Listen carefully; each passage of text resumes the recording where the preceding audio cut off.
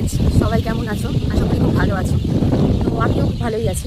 তো আমি আজকে একটু পড়াতে গেছিলাম, তো পড়িয়ে টড়িয়ে চলে এলাম। খুব ইচ্ছা করছে যে একটু গঙ্গাঘাট থেকে ঘুরে আসি। তো আমার বাড়ি থেকে গঙ্গাঘাটটা বেশি ডিস্টেন্স নয়, তো ভাবলাম চলো ঘুরেই আসা যাক। আর আজকে প্রচণ্ড হাওয়া দিচ্ছে, মেঘলাও আছে আকাশটা।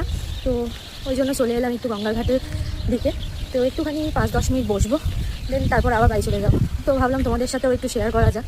তো চলো, আমিও যাচ্ছি গঙ্গাঘাটের দিকে, তো তোমরাও দেখো। আর আমার বাড়ি থেকে ওই গঙ্গাঘাটটা জাস্ট একটুখানি ডিস্টেন্স, 5 মিনিটের মতো।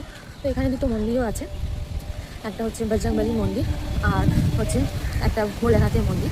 তো চলো তোমাদের দেখাই। এই যে এক পাশে আছে বজরংবলী মূর্তি, আর অন্যদিকে হচ্ছে ভোলেনাথ। এই দেখো আকাশ পুরো মেঘলা আর প্রচণ্ড হাওয়া দিচ্ছে। একটু বসতে চলে এলাম, ভোলে বাবার মন্দিরের সামনে একটু চাতালপানা আছে, তো সেখানটায় বসে গঙ্গাঘাটটা দেখা যায়। তো বসে পড়লাম।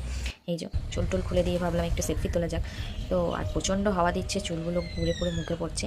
আর এইদিকে দেখো গঙ্গা থেকে একটা বড় জাহাজ যাচ্ছে। এখানে আসলে প্রায় এরকম জাহাজ দেখা যায়। আর পাশেই হচ্ছে ফেরিঘাট।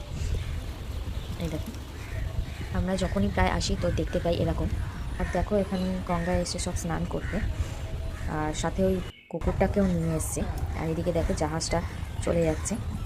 তো এই যে ঘোরা হয়ে গেল, তো এবার আমি যাচ্ছি বাড়ির দিকে। তো চলো তোমাদের সাথে দেখা হবে আবার নেক্সট কোনো মিনি ব্লগে। চলো আজকের মতন টাটা।